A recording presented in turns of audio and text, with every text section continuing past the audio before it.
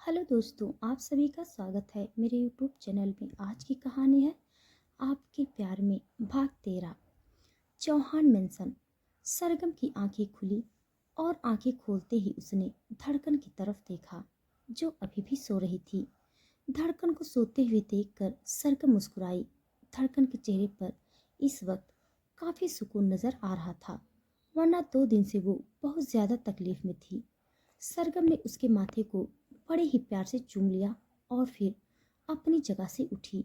अगले ही पल उसने इधर उधर हाथ चलाया। सोने से पहले उसने अपना फोन साइड में रखा था, लेकिन अब उसका फोन वहां नहीं था। वो हैरान रह गई। उसने तकिए वगैरह हटाकर देखा, लेकिन फोन कहीं नजर नहीं आया। फोन वहां होता भी कैसे? वो फोन तो स्वर के पास था। सरगम खुद से बोली, मेरा फोन कहाँ गया? मैंने तो यहीं रखा था। मुझे अंबिका से हेल्प लेनी होगी। वो मेरे फोन पर कॉल करके देखेगी तो पता चलेगा। ये सोचते हुए वो बिस्तर से उठी और बाहर जाने लगी। तभी उसे दरवाजे से अंदर आता हुआ स्वर दिखाई दिया। सरगम ने स्वर को पूरी तरह से इग्नोर किया और आगे बढ़ने लगी, लेकिन अचानक ही वो रुकी और स्वर की तरफ देखते हुए बोली, मिस्टर चौहान, प्लीज मेरा एक काम कीजिए ना। आप मेरे फोन पर कॉल करके देखिए ना, मेरा फोन नहीं मिल रहा है। सरगम अभी बोल ही रही थी कि स्वर ने एक बॉक्स उसकी तरफ बढ़ाया। सरगम ने हैरानी से उस बॉक्स की तरफ देखा और बोली, ये क्या है? स्वर बिना किसी खास एक्सप्रेशन से बोला, खोल कर देख लो। सरगम और भी ज्यादा हैरान हो गई, क्योंकि वो बॉक्स किसी गिफ्ट बॉक्स जैसा लग रहा था। उसने बॉक्स लिया और खोल कर देखा तो उसमें एक ब्रांड न्यू फोन था, वो भी सबसे महंगे ब्रांड का। सरगम हैरानी से बोली, ये मेरा फोन नहीं है, मेरा फोन तो दूसरा है। सर उसकी बात पूरी होने से पहले ही बोला, लेकिन आज से तुम यही फोन यूज करोगी।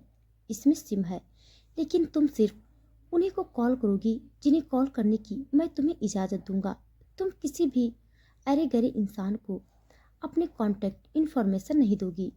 सरगम गुस्से से बोली, और आप कौन होते हैं मुझे रोकने वाले? मैं अपना नंबर किसे दूं और किसे नहीं, इसका फैसला आप कैसे कर सकते हैं? स्वर तुरंत बोला, तुम किसी ऐसे इंसान को नंबर देकर देखो जो मुझे पसंद नहीं। तुम्हें खुद पता ही चल जाएगा कि मैं कौन होता हूँ और मैं क्या कर सकता हूँ। उसके लहजे में वार्निंग साफ साफ झलक रही थी। सरगम गुस्से से बोली, आप मेरी लाइफ कंट्रोल नहीं कर सकते मिस्टर चौहान। आप मुझे यहाँ धड़कन की नैनी बनाकर लेकर आए हैं, लेकिन मैं किससे कब और कितनी बात करती हूँ इसमें आपको कोई मतलब नहीं होना चाहिए।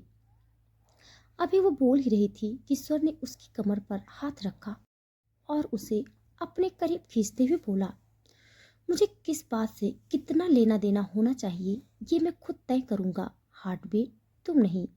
उसके मुंह से अपने लिए हार्ट बीट सुनकर सरगम कुछ पल के लिए चौंक गई। वो उसकी तरफ देखती रह गई। वो समझ नहीं पा रही थी कि स्वर आखिर उसकी लाइफ को इस तरह कंट्रोल क्यों करना चाहता है। सरगम ने खुद को संभालते हुए कहा, मुझे नहीं चाहिए आपका ये फ़ोन। इसे आप अपने पास ही रखिए, मैं अपना फ़ोन खुद ढूंढ लूंगी। ये कहते हुए वो पीछे हटी और वहां से जाने लगी। स्वर ने तुरंत कहा, बेशक पूरी दुनिया में ढूंढ लो, लेकिन तुम्हें तुम्हारा पुराना फ़ोन नहीं मिलेगा। अगर तुम्हें फ़ोन चाहिए तो यही रखना पड़ेगा, और अगर नहीं तो तुम्हारी मर्जी। वैसे भी मेरी इजाज़त के बिना तुम इस घर से बाहर नहीं जाओगी, तो ये तो गारंटेड है कि तुम जहाँ भी जाओगी मेरी नज़रों में रहोगी। अगर तुम्हें किसी चीज़ की ज़रूरत होगी तो मुझे खुद ब खुद पता चल जाएगा। स्वर की बात सुनकर सरगम की होश उड़ गई। वो तुरंत बोली, कहना क्या चाहते हैं आप मिस्टर चौहान, कि मैं आपकी इजाज़त के बिना कहीं जाऊंगी नहीं? Oh really? आपके घर में और भी तो बहुत सारे सर्वेंट होंगे ना? क्या उनके आने जाने पर भी आप ऐसे ही नज़र रखते हैं? क्या आप उनकी भी लाइफ कंट्रोल करते हैं? सर रूम के अंदर की तरफ बढ़ते हुए बोला, मुझे तुम्हारे इन फालतू सवालों का जवाब नहीं देना। सरगम गुस्से से बोली, मेरे सवाल फालतू नहीं हैं। ये कहते हुए वो उसके पीछे रूम के अंदर चली गई। सर क्लोजेट के सामने खड़ा था और अपने लिए कपड़े निकाल रहा था।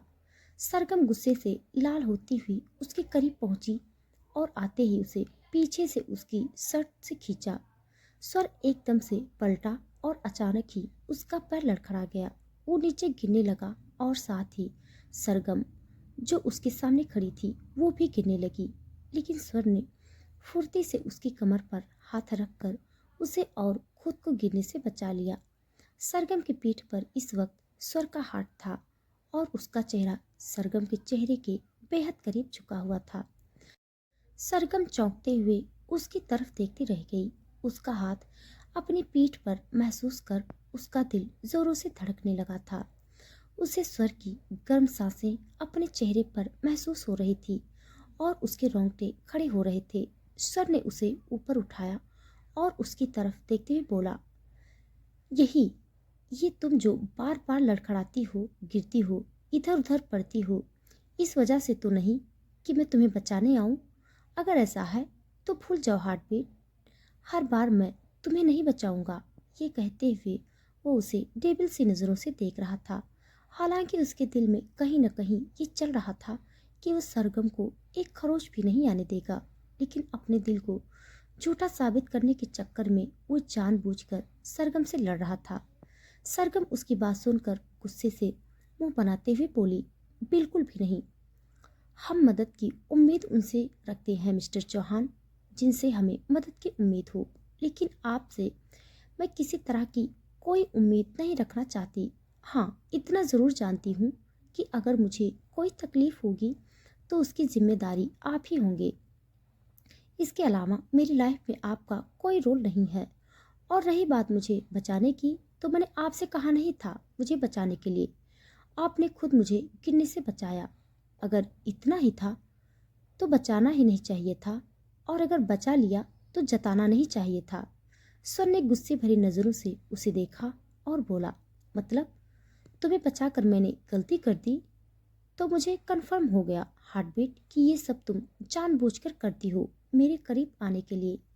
सरगम तुरंत बोली, इंसान बेशक कुत्ता पाल ले, बिल्ली पाल ले, लेकिन वहम न पाले, और इतना बड़ा वहम तो बिल्कुल भी नहीं। अगर आप इस दुनिया के आखिरी मर्द भी होते ना, तो भी मेरी पसंद नहीं होंगे। अब मैं आपका ये वहम भी दूर कर दूंगी, क्योंकि अब मैं आपके आसपास भी नहीं जाऊंगी और मैं यहाँ सिर्फ धड़कन के लिए हूँ। तो बस धड़कन के पास आऊंगी आपसे। अब मुझे दूर ही रहना है। ये बोलकर वो तुरंत वहां से चली गई। उसके जाने के बाद स्वर के कानों में सरगम की बातें ही गूंजती रही थी। अगर आप इस दुनिया के आखिरी मर्द भी होते ना, तो भी मेरी पसंद नहीं होंगे। वो उसकी बातों को याद करते हुए खुद से बोला, मुझसे दूर ही रहना हार्टबीट।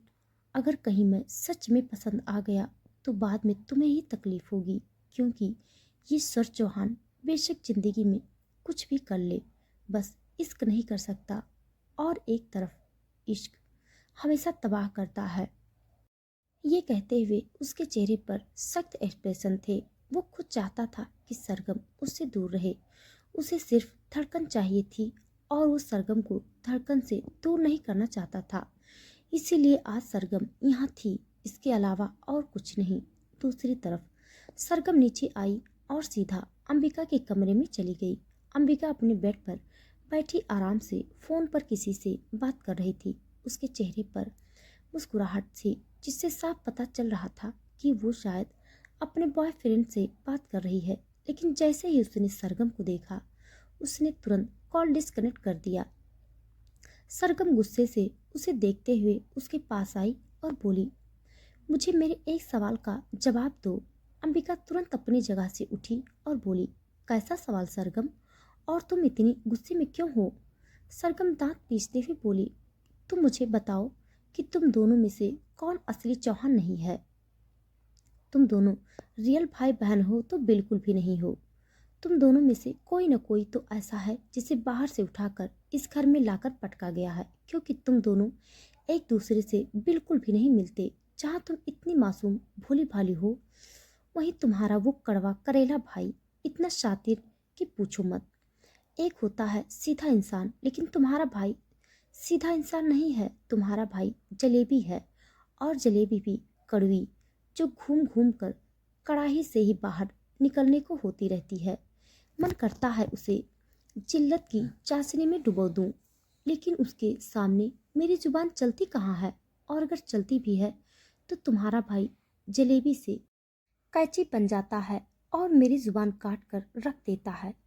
ये बोलते हुए सरगम का चेहरा गुस्से से लाल हो रहा था और अंबिका हैरानी से उसकी तरफ देख रही थी। इतने शब्द तो उसने अपनी पूरी लाइफ में कभी नहीं सुने थे जितने सरगम ने एक साथ सुना दिए थे। जिल्लत, जलेबी, कैंची, चाशनी, न जाने क्या क्या बोल गई थी। अंबिका धीरे से बोली, पहले तो ये डिसाइड कर लो कि मेरा भाई है क्या, जलेबी या फिर कैंची। सरगम गुस्से से बोली, ना ही तुम्हारा भाई जलेबी है और ना ही कैंची। तुम्हारा भाई गली का वो लोफर लड़का है जिसे तसल्ली से पीटने का मन करता है मेरा, लेकिन मैं कुछ कर नहीं सकती तुम्हारे भाई का। अंबिका तुरंत बोली, ऐसे कैसे, तुम मेरे भाई का कुछ नहीं कर सकती? एक तुम ही हो जो मेरे भाई का बहुत कुछ कर सकती हो। उसकी बात पर सरगम हैरानी से उसकी तरफ देखने लगी। अंबिका तुरंत बोली, मैं तुम्हें ऐसा वैसा कुछ करने को नहीं कह रही हूँ। सरगम ने अपने पाँव ऊपर उठाते हुए कहा, बोलना भी मत, वरना कुछ करने के बजाय मैं तुम्हारे भाई का ऐसा हाल कर दूंगी कि वो कुछ करने लायक ही नहीं रहेगा। उसकी बात सुनकर अंबिका हैरान रह गई। अभी तो वो बस एक बार बुआ बनी थी, वो भी किस्मत से, जिसकी वो अब तक मासी बनकर घूम रही थी। उसे अब धड़कन ने बुआ बना लिया था, लेकिन अभी उसे और भी बहुत सारे बच्चों की बुआ बनना था। पर अब सरगम के गुस्से को देखकर अंबिका को अपना फ्यूचर खतरे में लगने लगा। अंबिका सरगम की बातें सुनकर समझ नहीं पा रही थी कि वो हंसे या फिर रोए। वहीं सरगम को इस वक्त स्वर पर बहुत ज्यादा गुस्सा आ रहा था, क्योंकि उसने उसका फोन उससे ले लिया था और उसके पुराने फोन के बदले उसे नया फोन गिफ्ट कर दिया था। सरगम को वो फोन बिल्कुल नहीं चाहिए था, उसे अपना पुराना फोन ही चाहिए था।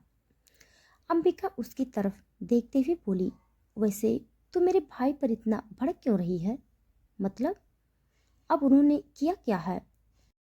सरगम ने उसका सवाल सुनकर उसे वो सब बताया जो अभी भी उसके और स्वर के बीच हुआ था। अंबिका के चेहरे पर मुस्कुराहट तैर गई। सरगम उसकी तरफ देखते हुए बोली, अपने भाई की हरकतों पर दांत क्यों फाड़ रही हैं?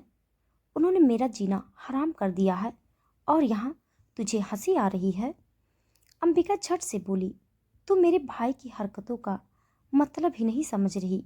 कितने पजेसिव हैं वो तेरे लिए।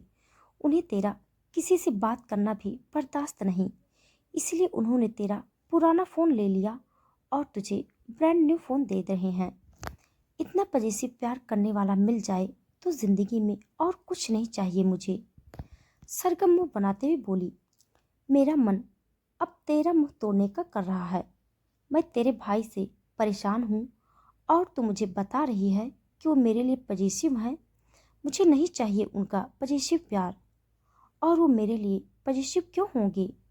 क्या उनका बिजनेस ठप हो गया है जो अब वो ये फालतू हरकतें करने लगे?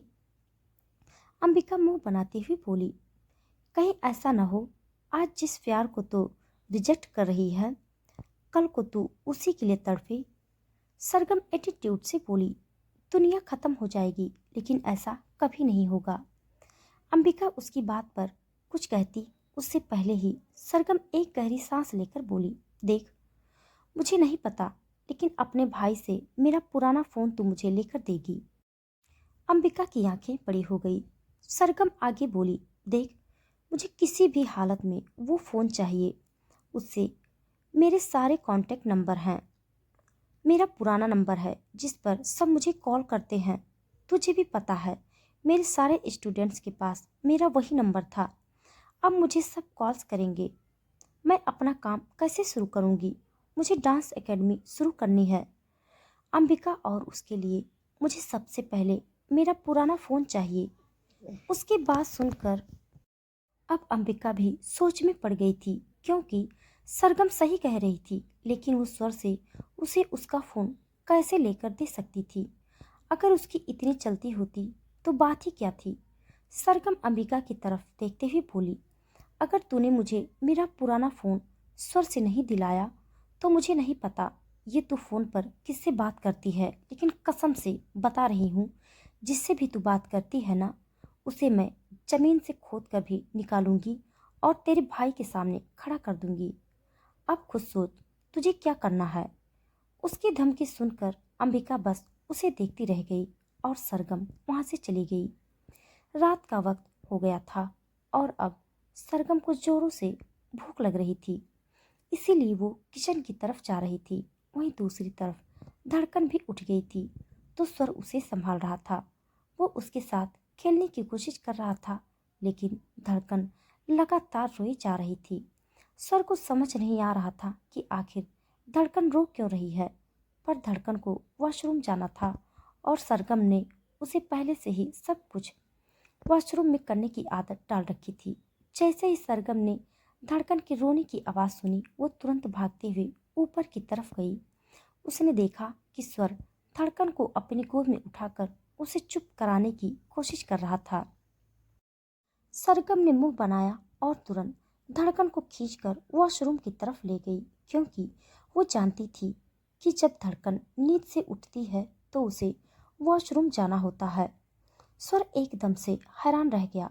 कुछ देर बाद सरगम धड़कन को लेकर वॉशरूम से बाहर आई और स्वर की तरफ देखते हुए बोली, बच्चे सिर्फ खेलने और सोने के लिए नहीं होते मिस्टर चौहान, और भी बहुत सारी चीजें होती हैं जो बच्चे करते हैं।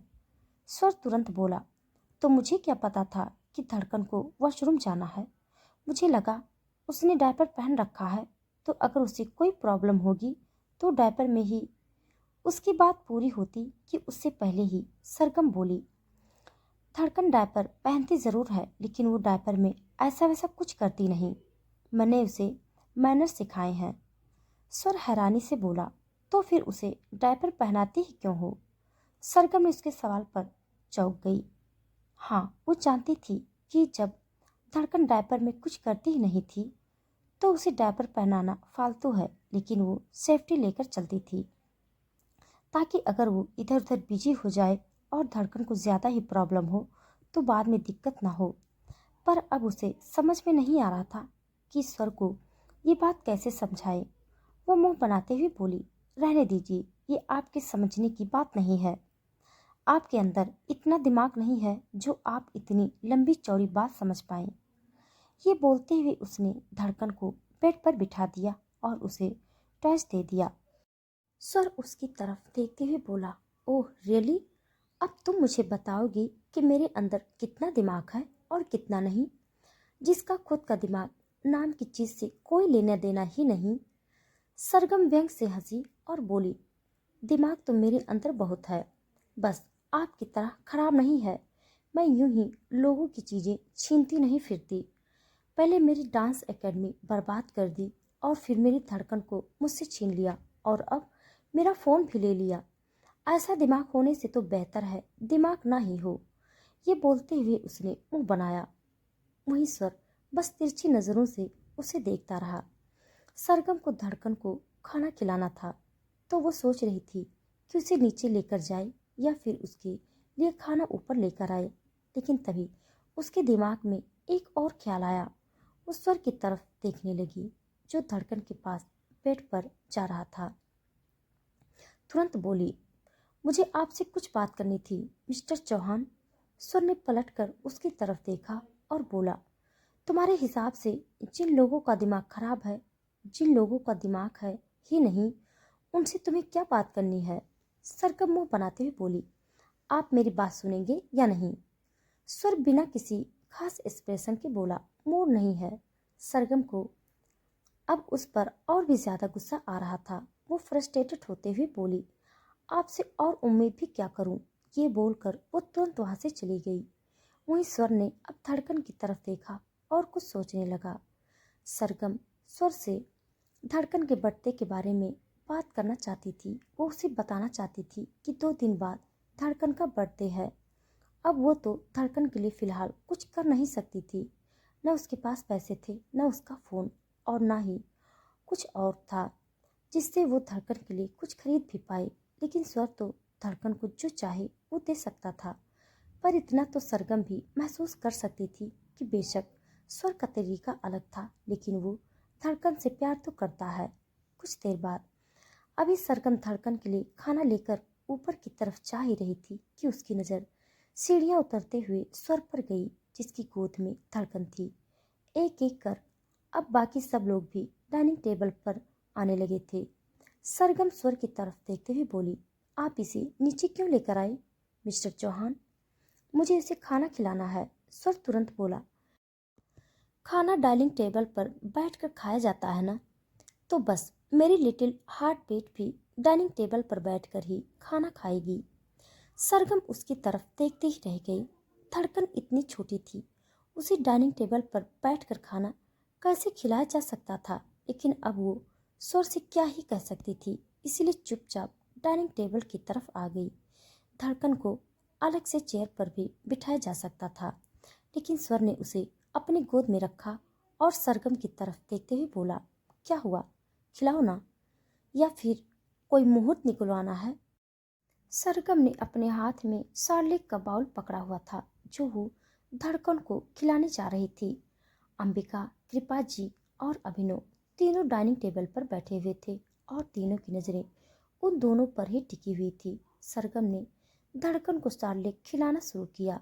स्वर मुस्कुराते हुए धड़कन की तरफ देख रहा था, जो अच्छे से अपना सार्लिक एंजॉय कर रही थी।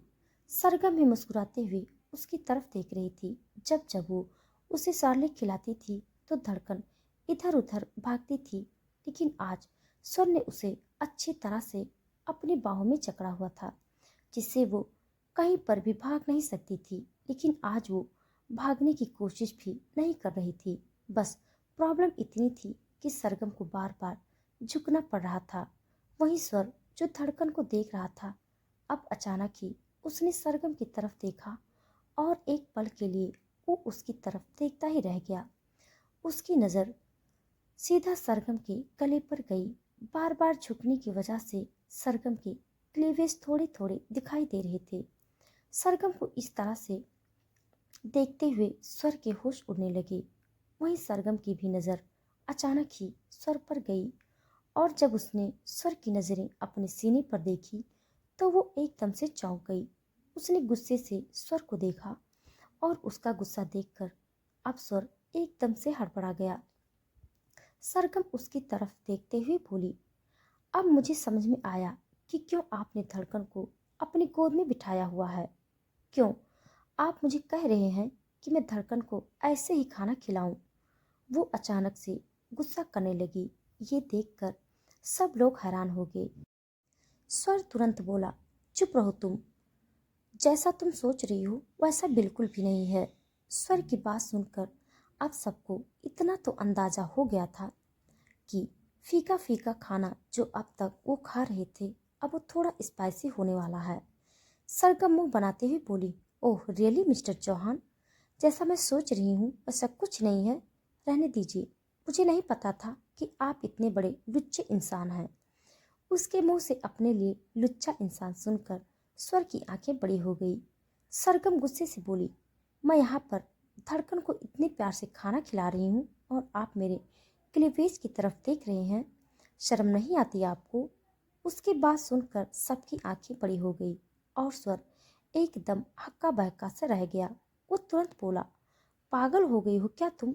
मैंने ऐसा कुछ नहीं देखा, और खबरदार अगर तुमने एक लफ्ज भी और कहा तो। सरगम मुंह बनाते हुए बोली, मैं कुछ बोल भी नहीं सकती और आप चाहें कुछ भी करें। ज्यादा मासूम बनने की कोशिश मत कीजिए मिस्टर चौहान। मैं बहुत अच्छी तरह से जानती हूँ आप मेरे क्लीवेज की तरफ। उसकी बात पूरी होती उससे पहले ही स्वर ने धड़कन को संभालते हुए सरगम का हाथ पकड़ा और उसे रूम में ले जाना शुरू कर दिया और उसकी इस हरकत पर सबकी हंसी छूट गई। अब तो जैसे रोज का हो गया था।